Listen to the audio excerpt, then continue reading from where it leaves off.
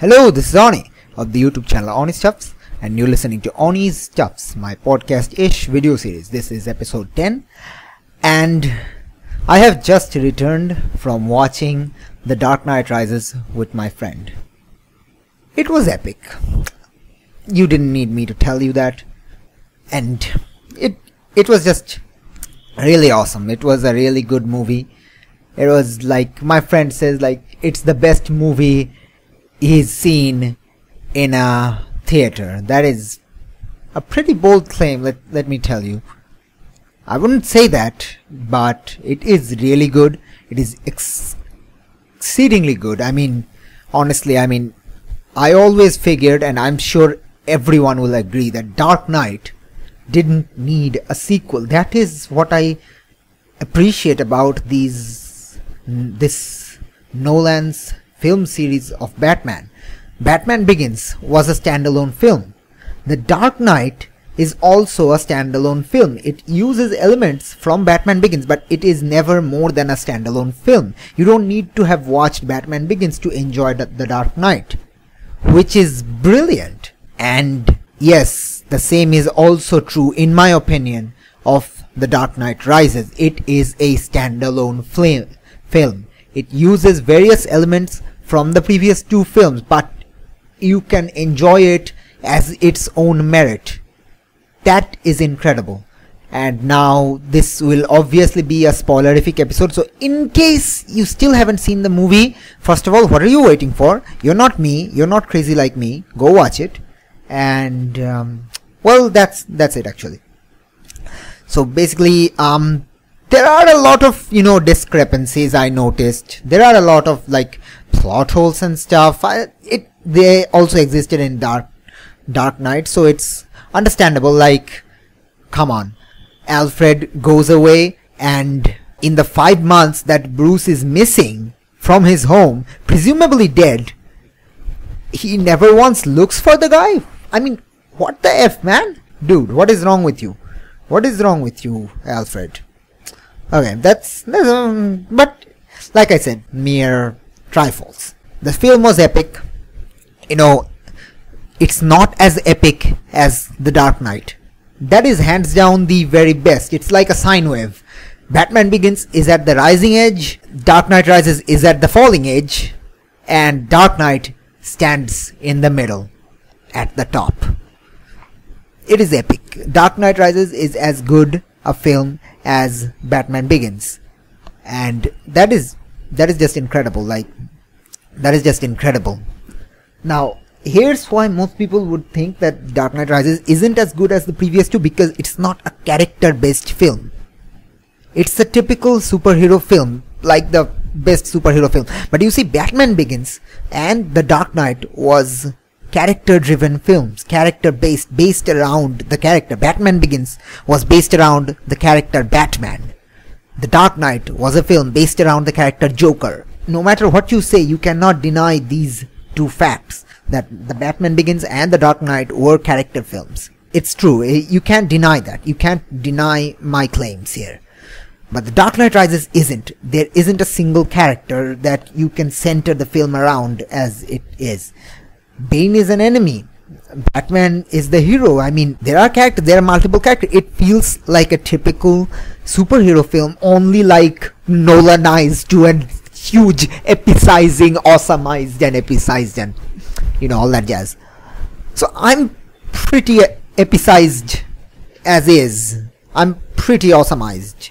That is a verb I made up myself. It stands for being atomized by awesomeness.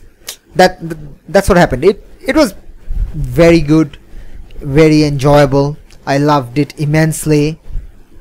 Like I said, was not as good as The Dark Knight, but that's only when you're comparing it with Dark Knight. I went to watching the film with the mentality that I will treat it as a standalone film, because that's what the previous two films were. Batman Begins was standalone, Dark Knight was standalone, and The Dark Knight Rises was also standalone. And from that mentality, I enjoyed this film more than I could have if I went expecting a sequel to The Dark Knight, which this wasn't. It was in sequence, but it's not a sequel. in the traditional meaning of the term, in the movie terminology. And it is the finality, a final ending to the Nolan Batman franchise. Like, if you go beyond that, Christopher Nolan, you are a bad man. You are a bad director. Right there. You cannot make another sequel to this. You cannot make another prequel to this. Leave this series as is. Like a shining star of superhero genre. Leave this as is. Let it shine forever. Because it's that good. It's that good. So, it's like, wow. Like, some of the twists I'm not going to mention, but the twist was very, very unexpected. I did not expect that in the slightest, and that was amazing. Wow, this was a good movie. This was an amazingly enjoyable, good movie. Sheesh. Another thing I remembered is that when I saw The Dark Knight in theaters, my eyes were really, really, really strained. The Dark Knight used the color black in like all its blackness glory.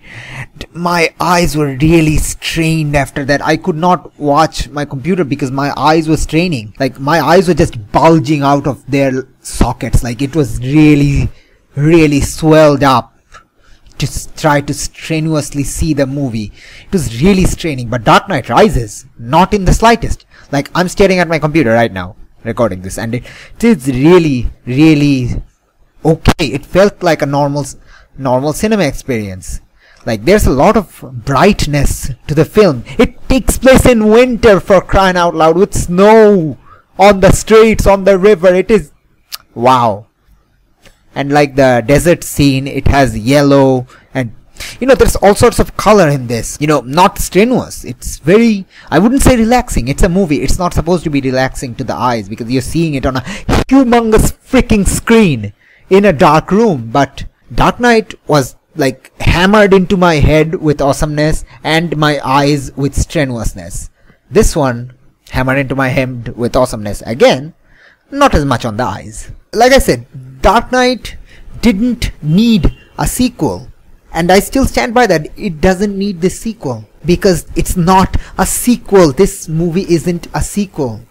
That's why it's good. And it ended Nolan's Batman mythology in like one of the most awesome ways you can have.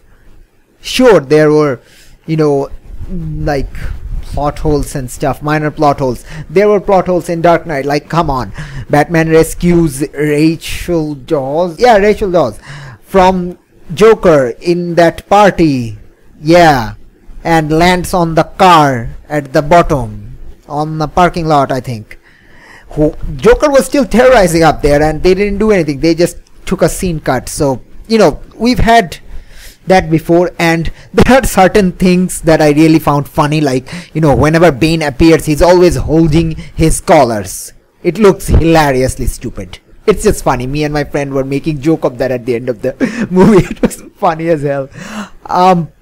The fight sequence between the police and the criminals, that seemed way too overdramatic. Like one of the best moments in this film franchise was the fact that the ending sequence of The Dark Knight, where the people of Gotham proves that there are more morally good people than morally bad ones. And wow, that was one of the hard-hitting part of that movie. Like that, and in this one, Nolan tried to evoke a piece of like epicness and awesome street war battle, but didn't feel as much. It felt overdramatic. But even considering all of that, this was still an amazing movie. Another plot hole I just remember: Anne Hathaway blows up the tunnel, but nobody ever uses it or is shown using it. WTF, man. WTF. So, wow. This was an amazing movie. Hands down, one of the best, and a true ending to this franchise, Nolan's franchise. An unneeded sequel, because it isn't. It's a standalone film. See it as such. See it in its own merit. It was good. Really, really awesome. Hands down. A final ending to the sine wave of Nolan's Batman franchise. This has been Ani. Thank you for tuning in to 10 minutes of fanboyism over Nolan's directorial awesomeness. I'll catch you next time. Till then, see you later. Bye.